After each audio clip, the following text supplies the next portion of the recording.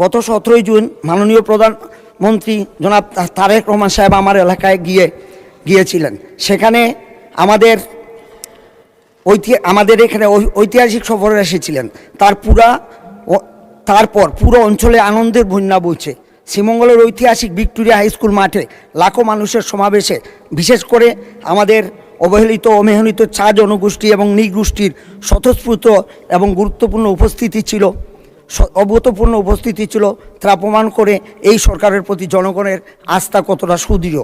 এই ঐতিহাসিক মঞ্চ থেকে মাননীয় প্রধানমন্ত্রী আমাদের চা বাগানের নারী শ্রমিকদের এবং প্রান্তিক জনগণের কাছে ফ্যামিলি কার্ড বিতরণ করেছেন এবং আগামীতে আমাদের এই এলাকার গরিব মেহনতি মানুষের নৃগোষ্ঠী এবং চা শ্রমিকের নারী সমাজকে উনি ফ্যামিলি কার্ড এর আওতায় নিয়ে আসবেন। মাননীয় স্পিকার, এই জনবান্ধব গণমুখী বাজেটের প্রকৃত সুফল যেন দেশের অন্যতম গুরুত্বপূর্ণ অর্থনৈতিক অঞ্চল এবং আমার প্রাণের নির্বাচনী এলাকা মৌলভীবাজার 4 আসনে পূর্ণরূপে প্রতিফলিত হয়, সেই জন্য এলাকার সর্বস্তরের জনগণের পক্ষ থেকে কিছু অতি জরুরি এবং ন্যায্য দাবি আমি এই মহান সংসদে অত্যন্ত গুরুত্বের সাথে তুলে ধরছি। মাননীয় স্পিকার, আমার এলাকার মূল চালিকা শক্তি ও প্রাণ হচ্ছে আমাদের মেহনতি চা শ্রমিক ভাই বোনেরা। বর্তমান বাজার দরের সাথে সঙ্গতি রেখে এবং চা শ্রমিকদের মানবিক জীবনমান নিশ্চিত করার লক্ষ্যে চা বাগানের অবহেলিত শ্রমিক জনগোষ্ঠীর দৈনিক মজুরি সম্মানজনক পর্যায়ে বৃদ্ধি করার জন্য বিশেষ বরাদ্দের দাবি জানাচ্ছি। শ্রীমঙ্গল ও কমলগঞ্জের প্রান্তিক চা চাষি ও বাগান মালিকদের দীর্ঘদিনের প্রাণের দাবি শ্রীমঙ্গলে একটি পূর্ণাঙ্গ ও আধুনিক চা নিলাম কেন্দ্র স্থাপন করা হোক। মাননীয় স্পিকার, চা আমাদের একটি অত্যন্ত ঐতিহ্যবাহী এবং সম্ভাবনা কৃষিভিত্তিক শিল্প। দেশের সর্বাধিক অর্থনীতি রপ্তানি আয় এবং বিশেষ করে লাখ লাখ চা শ্রমিকের জীবন জীবিকা এই খাতের উপর সরাসরি নির্ভরশীল।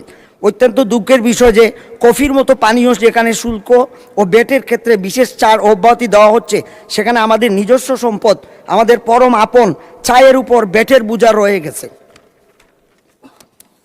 কফি যদি ব্যাট অব্যাহতি পেতে পারে, তবে আমাদের নিজস্ব শ্রম এবং মাটির তৈরি চা কেন এই বৈষম্যের শিকার হবে?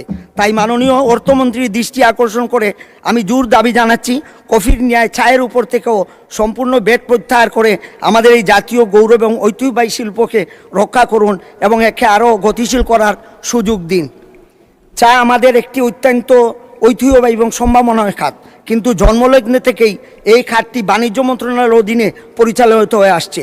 অথচ বাস্তব সত্য হলো চায়ের মূল ভিত্তি লুকিয়ে আছে এদেশের মাটিতে, যা চা বাগান এবং কৃষির প্রক্রিয়ায়। কিন্তু বাণিজ্য মন্ত্রণালয়ের অধীনে থাকায় এই খাতে কৃষি পদ্ধতি এবং উৎপাদন সংক্রান্ত বিষয়গুলো অনেক সময়ই কাঙ্ক্ষিত গতি বা সঠিক নীতিমালা সহায়তা পায় না।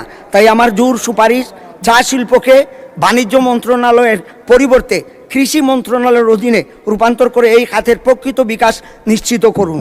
মাননীয় স্পিকার, শ্রীমঙ্গলের প্রতিদিন শত শত দূরপাল্লা এবং আঞ্চলিক যানবাহন চলাচল করলেও কোনো সুনির্দিষ্ট আধুনিক টার্মিনাল নেই। তাই আমি শ্রীমঙ্গলে একটি আধুনিক ও সুপরিসর বাস টার্মিনাল নির্মাণ করার জন্য জোর দাবি জানাই।